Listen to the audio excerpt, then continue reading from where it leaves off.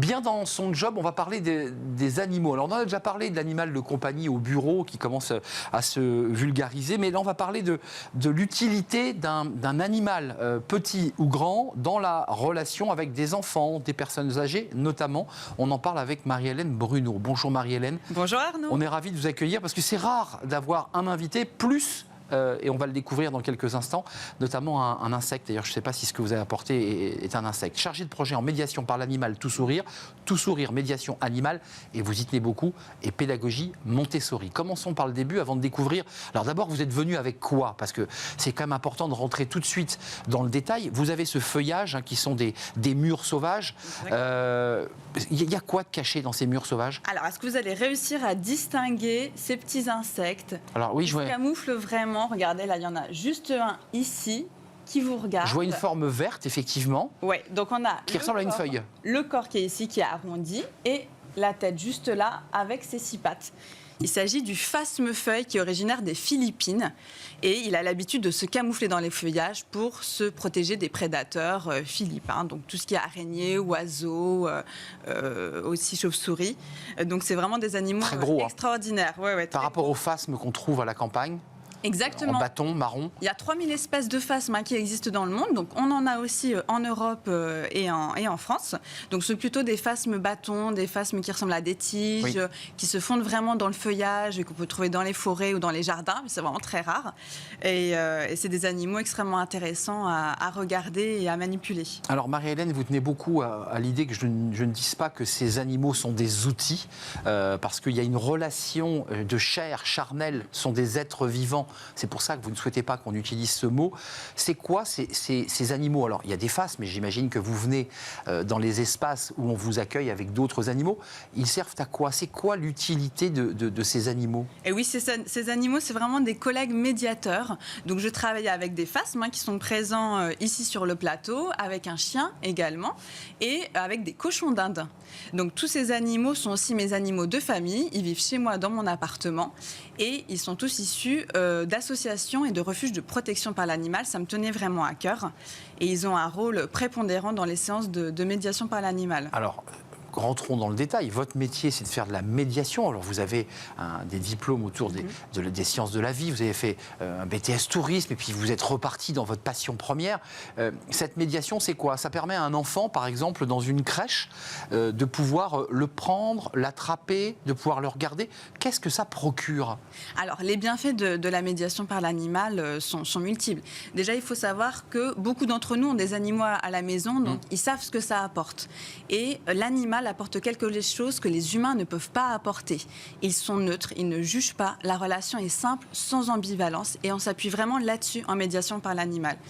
Les effets sont très bénéfiques auprès des bénéficiaires. Donc, je travaille dans des crèches, auprès aussi d'enfants, dans des centres de loisirs, dans des instituts médico-éducatifs pour les personnes en situation de handicap et beaucoup dans des EHPAD également. Ça veut dire que vous autorisez bien sûr l'enfant à pouvoir le prendre. C'est pas si simple. Il faut quand même préciser que ce phasme a des petits crochets. Il s'accroche évidemment à la branche, donc il faut être très délicat. Ça permet quoi? De déverrouiller le langage? Ça permet aussi, parce qu'on va évoquer la méthode Montessori, qui est une institution scolaire. On peut mettre ses enfants dans l'école Montessori. C'est quoi? Il n'y a pas de notes, il n'y a pas de règles. On laisse l'activité se dérouler un peu librement, c'est ça? Exactement. En fait, l'animal, il est là pour motiver, pour stimuler dans les apprentissages et pour réconforter aussi parfois les bénéficiaires comme des enfants en crèche. Autour du phasme, on va pouvoir travailler sur le cycle de la vie, par exemple, sur la mort, la nutrition, la sexualité auprès d'adolescents, par exemple. On va pouvoir vraiment un petit peu utiliser l'animal pour parler de ce qui peut nous arriver dans la vie, dans la société, parler de nos émotions aussi et gérer aussi certains comportements. C'est intéressant parce qu'il y a les jeunes enfants qui découvrent évidemment ces animaux, petits ou grands, puis aussi les personnes âgées. Le chien, le cochon d'Inde que vous évoquiez, qui sont les animaux qui font partie de votre quotidien, ils servent à quoi dans la médiation? Alors, Avec les cochons d'Inde et les chiens, par exemple, on peut intervenir auprès d'enfants en situation de handicap ou auprès de personnes âgées pour travailler l'attention, la concentration, faire des exercices de psychomotricité aussi. Et tout ça, les bénéficiaires ne s'en rendent pas vraiment compte puisqu'ils le font pour l'animal. En fait, c'est ça qui est intéressant au centre de médiation de l'animal, c'est qu'habituellement, ces bénéficiaires, ils sont passifs, on s'occupe d'eux, alors que là, les rôles s'inversent. Ils sont acteurs de leur découverte et ils viennent prendre soin des animaux. Donc, ils se sentent indispensables et on leur donne des responsabilités. Je ne l'ai pas précisé, mais je voudrais quand même qu'on le rappelle pour ceux qui ne le sauraient pas. Vous avez gagné un prix, Oui. prix de l'ADI. Il y avait évidemment d'autres concurrents ou partenaires, je ne sais pas. Qu'est-ce qui a fait qu'ils ont été séduits par votre projet? Quels ont été les arguments? Parce que c'est vrai qu'on cherche beaucoup à rentrer en contact avec ces jeunes enfants, avec ce public de jeunes enfants handicapés, de personnes âgées, parfois un peu oubliées. C'est ça qui a séduit dans le projet? Oui, tout à fait. J'ai vraiment eu l'honneur et la grande surprise de gagner 2 prix. Donc le prix Créadi régional et le prix Créadi national. Donc on a été 7 lauréats à être récompensés par ce prix unique en son genre qui récompense les créateurs d'entreprises et qui prône les entreprises locales aussi, qui ont des valeurs. Et mais c'est très militant votre action. Exactement, tout à fait. Et surtout depuis la crise Covid qu'on a subie, il y a beaucoup de publics qui ont été malheureusement oubliés et la médiation animale est là pour intervenir auprès de ces personnes fragilisées et pour apporter aussi du bien-être, du mieux-être. Et je pense que c'est ça qui a séduit le jury. Pour ceux qui nous regardent, et ils sont nombreux à diriger un EHPAD, à diriger des structures de santé, et que sais-je, ça dure combien de temps? Vous venez combien de temps? Comment ça marche d'un point de vue concret? Vous restez 2 heures? Vous restez un temps libre? Quand les personnes s'acclimatent avec l'animal, ça peut durer une après-midi. Comment ça se passe? Alors, j'interviens dans les structures sur 1 heure. Environ. Donc, 1 heure. Voilà, tout à fait. Ce sont des séances thérapeutiques ou bien des séances pédagogiques d'éveil et de loisirs avec soit un groupe de 10 personnes maximum, soit avec des groupes plus petits pour vraiment travailler certains objectifs. Donc avec un soignant, avec une psychologue qui va venir observer aussi la personne. Obligatoirement avec un éducateur spécialisé, une infirmière, une psychologue, une animatrice. C'est vraiment essentiel aussi. Ce sont eux qui connaissent leur public. Et donc j'interviens avec mes animaux sur ce laps de temps parce qu'il ne faut pas oublier le bien-être de l'animal. Les animaux sont des vraies éponges à émotions, donc on ne peut pas les mettre au public comme ça plusieurs heures dans la journée.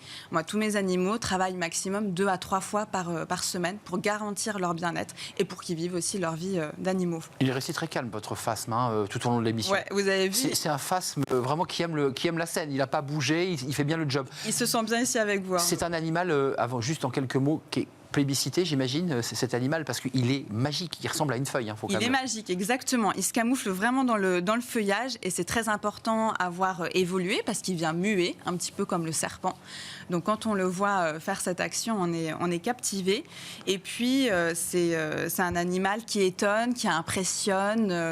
Voilà, on ressent énormément d'émotions quand on est en contact avec eux. J'avais un sourire incroyable quand vous êtes venu sur le plateau. Vous pouvez en témoigner. Merci Marie-Hélène Bruno, chargée de projet médiation par l'animal, tout sourire avec ces 3 animaux pour l'instant, parce que peut-être que vous allez élargir la gamme de choix. Merci d'être venu avec ce phasme que vous n'avez pas baptisé, nous sommes d'accord. Voilà, il n'a pas de nom, votre phasme. Mais c'est une femelle. C'est une femelle. Merci de nous avoir rendu visite avec cet animal incroyable. On tourne une page, on parle de droit. Oui, évidemment, on ne part pas dans la nature. C'est le code pénal, évidemment le code du travail. On va parler du CSE, le bilan du CSE, de la manière dont ceux qui ont été des élus CSE arrivent à faire et à mener leur mission. On en parle tout de suite, c'est dans Smart et Réglo.